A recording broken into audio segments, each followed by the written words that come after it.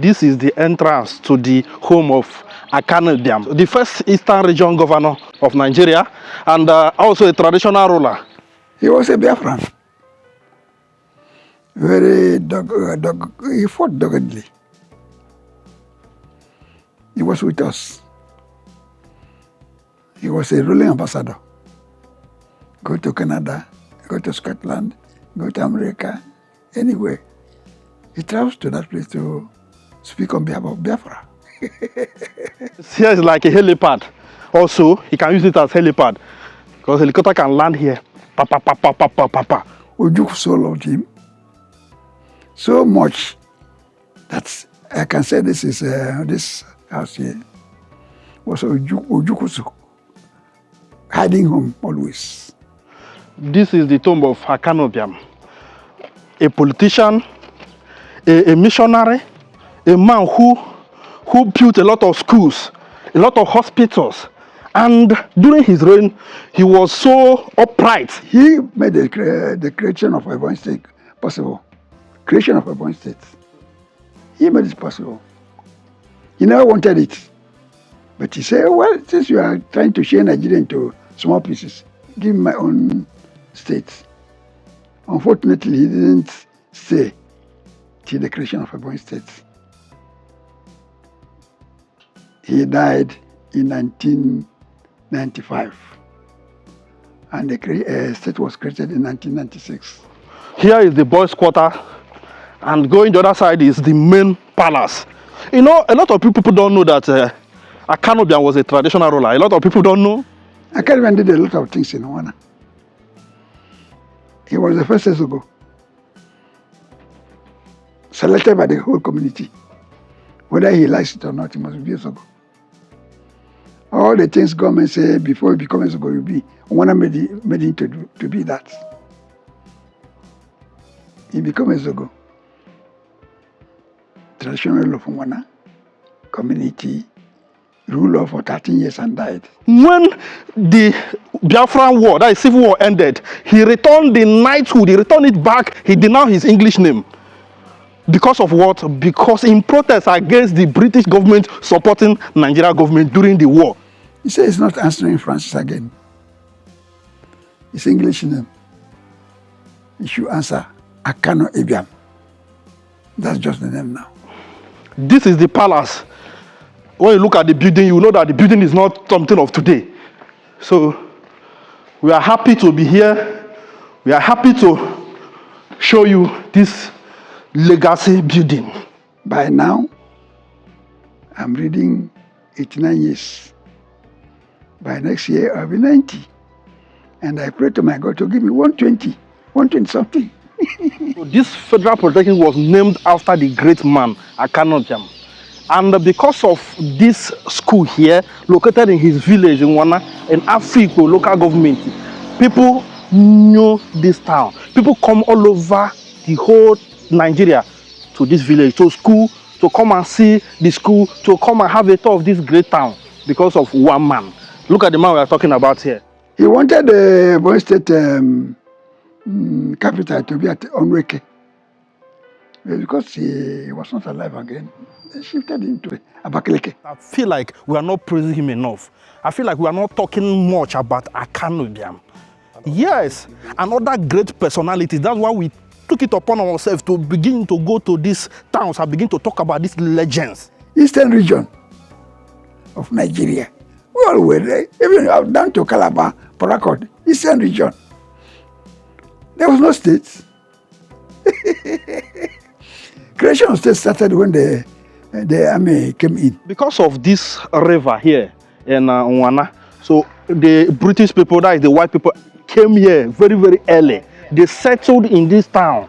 They did a lot of business in this town. That's why when you come to this town, this village, this Wana, was one of the villages that have early education. Because schools were built because of the British people that settled in this particular place. Guys, this is Creative Lord TV. We are live and direct in Wana. Wana is in Africa local government of Ebonyi State. So this is the first time we are stepping our foot in Ebonyi State, and this is the first time we are doing video in Ebonyi State. And today we are here to tell the story of a great man, a great personality, a legend, an icon, Akanu Ibiam, who is from this town, Unwana. He was the first governor of Eastern, Nigeria. Dr. Akanu Ibiam was an early Igbo doctor who were trained by the British, by the white people. And he was also a missionary, a prominent one for that matter. He was also a politician and a traditional ruler of his community. Today, we are here in his hometown. A lot of things are named after him, Akanu Ibiam International Airport, and a lot of places. So today, we are in his hometown, and we are going to go to his house. Let's see what is there. I'm told the house of the legend, a great man. Let's go.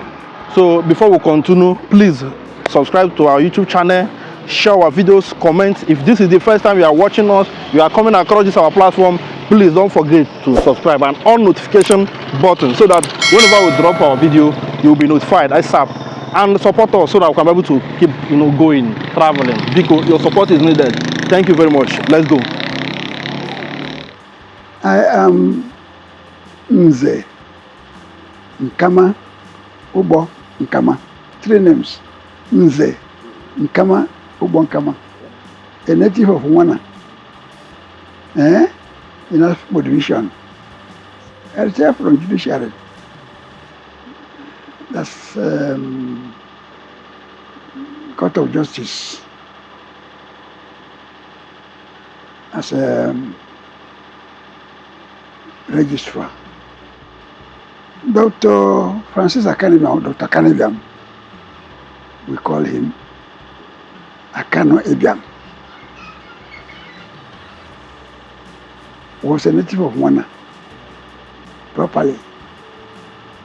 His father was not educated. The missionaries came to Wana from Scotland through Calabar. They arrived here and stayed in Wana. By then he was a small child.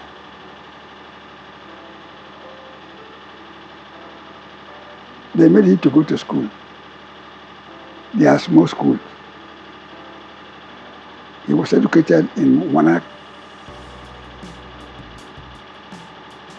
in the Church of Scotland Mission School.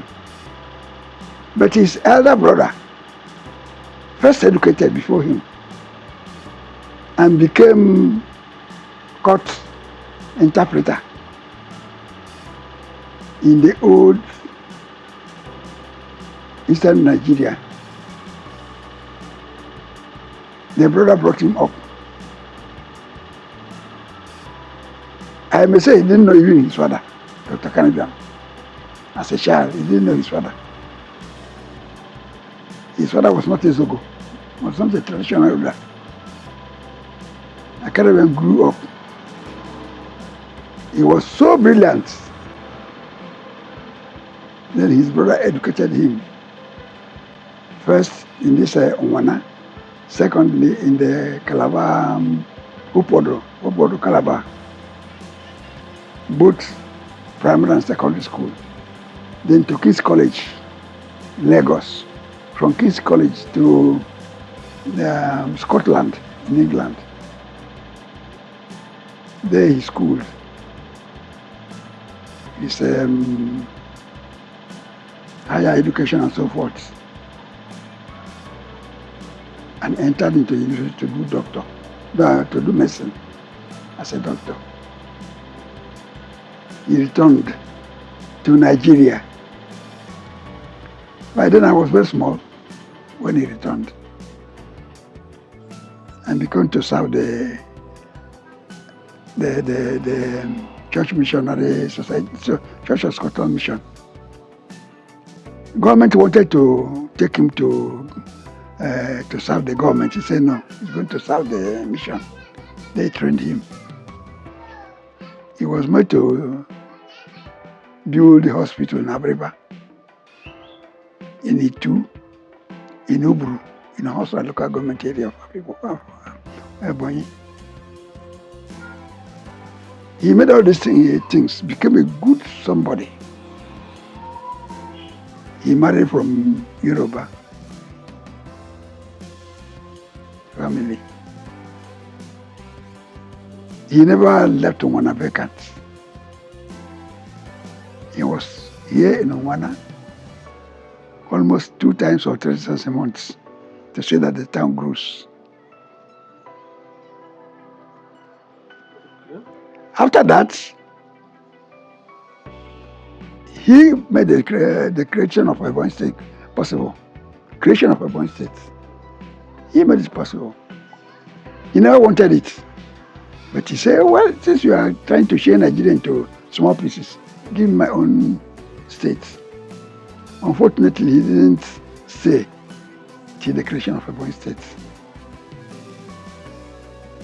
He died in 1995. And the state was created in 1996. It was a loss to us. He wanted the Ebonyi State capital to be at UGWUOKE. Because he was not alive again, they shifted the Abakaliki, still part of UGWUOKE. Anyway, he continued to grow while he died because he had some other people he brought up. But unfortunately, none of them is living now. By now, I'm reading 89 years. By next year, I'll be 90. And I pray to my God to give me 120 something. That's my prayer. I can't even did a lot of things in Unwana. He was the first Ezogo, selected by the whole community. Whether he likes it or not, he must be Ezogo. All the things government say before you become Ezogo, you be. Unwana made him to be that. He became Ezogo. Traditional of Unwana, community, ruler for 13 years and died. Only 13 years. 13 years. Since then, we have not got any Ezogo again. The stool is still vacant. We have not. Nobody has occupied it. We are lacking so many things in Unwana. Go to government who hasn't, except just a few years ago, or that year or the other year, last year, they appointed one of my brothers, permanent secretary. He's at Abuja. So, you see, this road was made to his house, to the beach, when he was made the governor. This very road. It was the other way around. He said, no, the road should be closed so that there will be no accidents. And that the other old road. So this new one, by the time he died, this place was bush. So I can't even did a lot if he were to be alive. I think we could have been laughing more than this on Unwana. Unfortunately, he's not living again, and we all are going to meet him wherever he is, according to the Bible. So, you did well to come to me. When we go out to Togo, they say, come out, you are the oldest now to address the elders now. I will come out. Even though I'm not speaking well again, I'm just managing life. Managing life. I don't know what to do, but to pray to God. As I have said before, give me longer life, so that I can see many other things. Where is Unwana? What is happening in Unwana? Where is Akanu Ibiam's home? You have seen his old nonsense. That's where he lived. That's where he built his house. That is his palace. That's the palace. My community, my compound here is Yaka, Mwana. I'm from Isaka here. We gave him that place. We own from here to that place, to the hill, to the river, to build his house. I was in school when the place was doing to him, to build his house. And that is his palace. It's a personal building. It's not any other, nobody built for him. He was a Biafran. Very he fought doggedly. He was with us. He was a ruling ambassador. Go to Canada, go to Scotland, go to America, anywhere. He travels to that place to speak on behalf of Biafra. Ojukwu so loved him so much that I can say this is this house here was Ojukwu hiding home always in terms of talking certain things about Biafra. They come to meet here. No, Akanu Ibiam was very good to whoever is a Biafran today. Relieve material from Canada, from Scotland, from America, from everywhere. Church, missionary society, some other people, they bring it in through him. You had airfields, what we call it then? Not aerodrome, not but where they fall at night and drop the materials and go early in the morning. Food materials. We enjoyed it. But then I had grown and gotten a son. I had gotten a son that time. And some other children. We fought. As I can repeat now, this place was another home for Ojukwu to come and discuss certain issues with some men, like Akanu Ibiam, a lot of them who loved Ebonyi. It's true that he said, okay, since they won't stay, they should give him his own. He said he's not answering Francis again. His English name. He should answer Akanu Ibiam. That's just the name now. If you want to say doctor, add that doctor.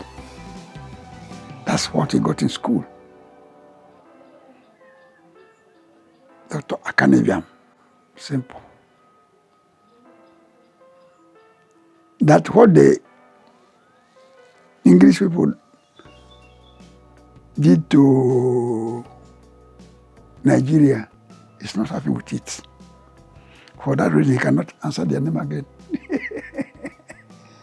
He said it, and it was written in daily papers at that time. Yes, he did that.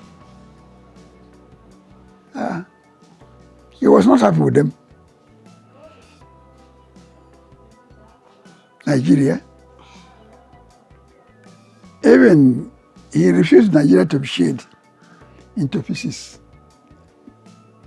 North, South, and so forth and so forth. He said, let it be one Nigeria.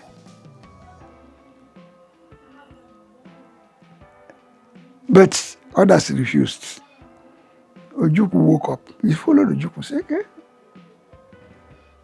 And you are people from Enugu, you were very happy about the creation of, the war. Enugu was the capital. There was no division. Eastern region of Nigeria. We all were there, even down to Calabar, Port Harcourt, Eastern region. There was no states. Creation of states started when the army came in. Think you understand me? There was no region. we had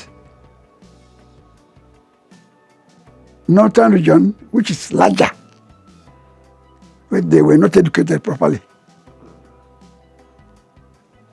Western and Eastern region. Eastern region became smaller, the smallest. Western region had education earlier before this thing. I will award them and so forth and so on. When I was in Salatiri at Ibadan, my primary school in Salatiri, Awolowo came back from England, started to campaign for political thing in Ibadan. And so just through our door, we would pass every time. That was about 1960, 1950, I can't remember now, 53, yeah, 53 or so. Class 54, I returned to Wana to school again. Did my primary 5 and 6 before going to secondary school at Arochukwu, Agri Memorial College. Particularly Wana here, the missionaries came and stayed at Calabar. You know, Calabar was the first capital of Nigeria. In those days, they stayed there before transferring to Lagos. So from there, after staying at Calabar, they sent some people to come and see how this site is. Upper Cross River, from Calabar up to Ekom, it's called Upper Cross River. They came, they landed at our beach, on a beach here. People at the beach, people who are swimming, who are catching fish, who are doing a lot of things in the beach, started to run away. They have seen ghosts because they see white people, some wearing canvas. Say they saw some people, they have no food, they have no, white people, they run away. Except one man who went and shook hands with them. They caught him. He brought them up to the hill, from the river to the hill. And it was their first school child, person. He was getting like you. They captured him. And I can't remember that, but 1888, something like that, school came to Wana. So what we hear is one of the oldest schools. Yes, yes. As I'm telling you. Before people, before anywhere, before even Ogoja, Wana had school, primary school. All the teachers around Cross River up to Were, they come here to take their salary. Wana here. It could have been a very big town, no?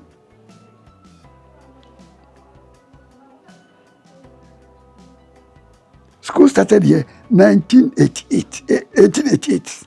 Imagine that time. Even though Yoruba people, they have started school sometime. Hausa people, none. Person like Azikiwe, who senior Dr. Akanu Ibiam, school at his father was a railway man. He was at here. So Akanu Ibiam could have been a person to make one a London before any other town in Ebonyi. Where are we? We're the last. Did he die young? Eh? Did he die young? He died according to his record. He stayed, he died at the age of 89, like myself now. He didn't die young. He was not young. He labored under Church of Scotland Mission and not government hospitals. He was there. He brought Abriba. That's a hospital they call Akaba. He built it up. My people here at Wana, my father told me, they used to carry mats. This is a attached mat to Abriba. Every week, age grade will be sent to carry their own to that place. Free of charge. You go and drop your own and come back. Nobody will give you food. After building that one, he built Tuburu Hospital. After doing that, he built, he was 32. He made the Europeans 32.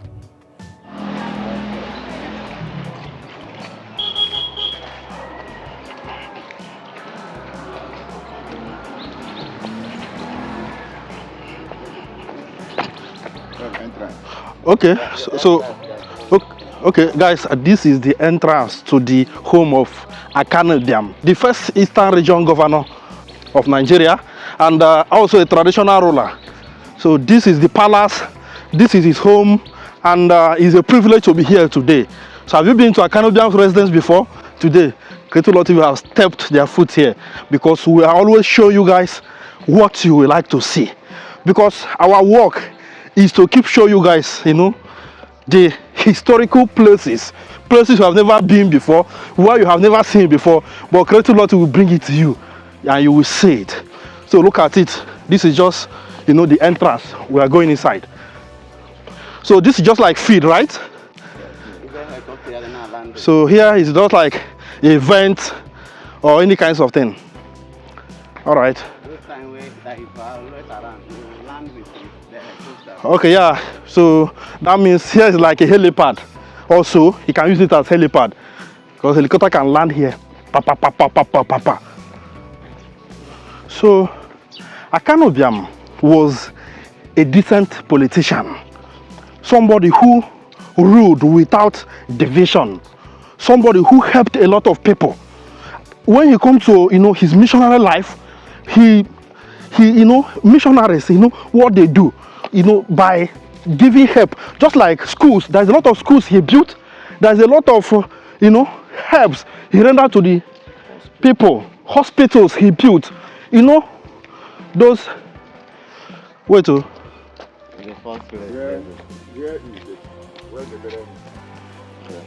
Okay.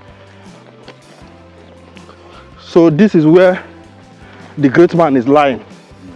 This is the tomb of Akanu Ibiam. So where is he buried? Inside or? No, there's no key outside.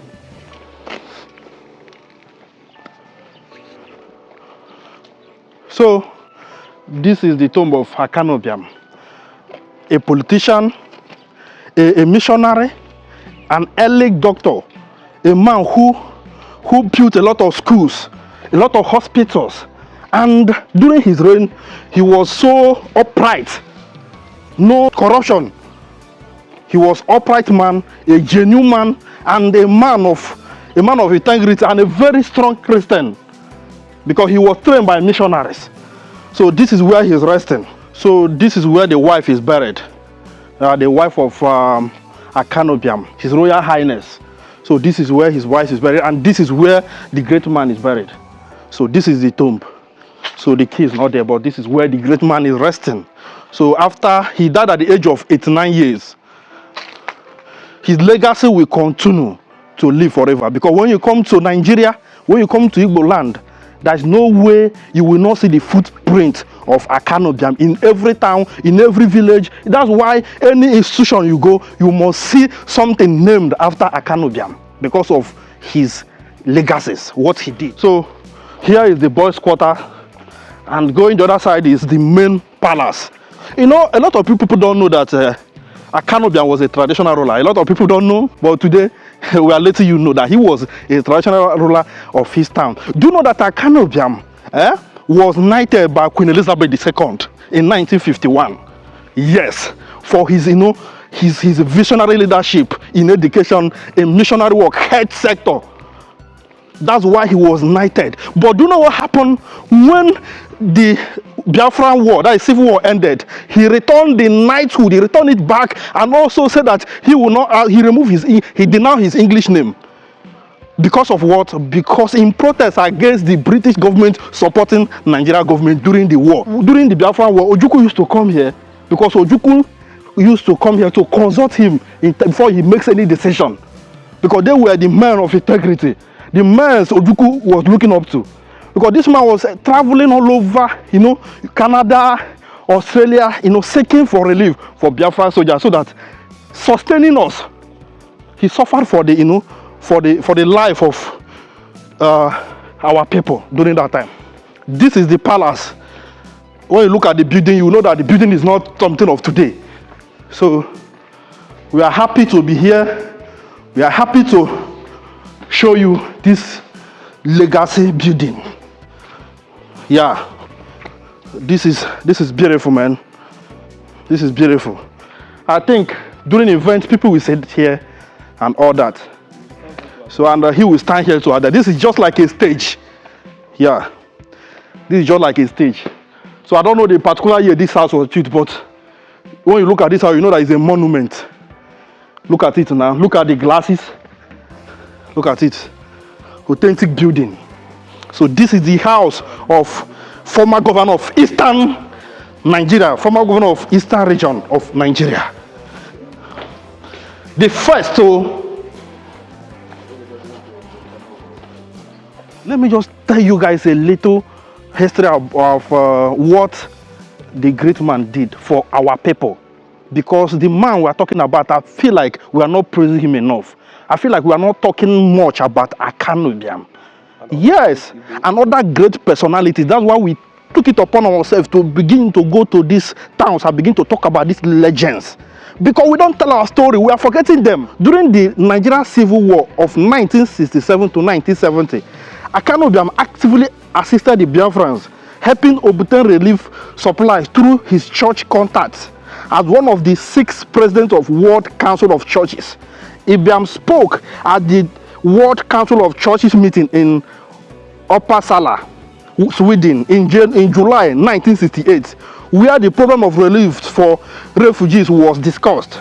Chief Bola Ige, advisor to the Church of Province of West Africa, was also present and ensured that the name Biafra was avoided in World Council of Churches resolution, since that would imply recognition of the state. However, Ibiam was instrumental in ensuring that the nightly airlift of the relief into Biafra was started. In 1969, he traveled across Canada to raise humanitarian aid and support for the people of Biafra. Ibiam returned his knighthood and renounced his English name, Francis, in protest against the British government support of the Nigeria federal government. This is the kind of man we are talking about. This is the kind of man we are talking about. He loves his people so much. When you enter from the other side, as the entrance, from here you can park. After everything, you can from here go. So it has 2 entrances. You understand? So you don't need to reverse. You can just from here enter, from here go. So, but there's one thing I noticed about this building. This Akanu Ibiam's private home in the village is not extravagant. It's not too big. It's not too large. It's just very simple. It has, it has compound, to be honest, but the building itself is very simple and unique and not difficult to maintain. So, and this is to tell you that he was educated and a simple man, a man who didn't participate in any corruption, a man of integrity. So I believe that our people should begin to talk more about people like him, because what they did is too remarkable. So guys, this is Akanu Ibiam residence, and don't forget to share this video, comment, like, and make sure that it goes everywhere. We are currently at Nwana Beach in Afikpo, here in Ebonyi State, just at the back of Akanu Ibiam's house. Just what we are looking at like this, on top of that place is Akanu Ibiam's house, personal residence, and the river is just beside. So let's go down and see what it looks like. So all these places are Afikpo. Me personally, I don't like water. I don't like anything water, river, anything. I don't like going close to it. But for the sake of let you guys see what we are doing, I got to come down at this place. So well done. They are doing well. So this is it. They call this place beach. In as much as it's not the way beach supposed to be, but this is what they know this place for, Mwana Beach. So come here. You said the other side is what? That side, that view there is Afikpo. Okay. There is Cross River. Okay, that view there is main Afikpo town, and the other side is Cross River State. Cross River. Wow. So I believe you can follow this water directly to Atlantic Ocean. Why? All over water leads Atlantic Ocean. Wow. This is what they call nature. You know, nature, natural resources. Because of this river here in Nwana, so the British people, that is the white people, came here very, very early. They settled in this town. They did a lot of business in this town. That's why when you come to this town, this village, this Nwana, was, you know, one of the villages that have, you know, early education. Because schools were built because of the British people that settled in this particular place, and they gave them school and other things. They benefited a lot because of water. And I have noticed something. Any town that has water, any town that has something like a river, any community that has something like a river, white people always, you know, comes to that area early. Just like Ogota, because of the water, British people came there early and settled there. This is Akanu Ibiam Federal Polytechnic in Nwana. So this Federal Polytechnic was named after the great man, Akanu Ibiam. And because of this school here, located in his village in Nwana, in Afikpo local government, people knew this town. People come all over the whole Nigeria to this village, to school, to come and see the school, to come and have a tour of this great town because of one man. Look at the man we are talking about here. So this is the great man, the Akanu Ibiam himself. When you look at him, he's in his full Igbo regalia with his Nkpara, because he was a traditional ruler, and with his cap, you see his Igbo traditional cap there, with his, you know, hand fan and everything. So this is the great man, and the person that, you know, did this sculpture did amazing work. It's beautiful, man. So this is the legacy, one of his legacy, named after him because of his work, his antecedent, his personality, his achievement for the people of Nigeria and Igbo at large.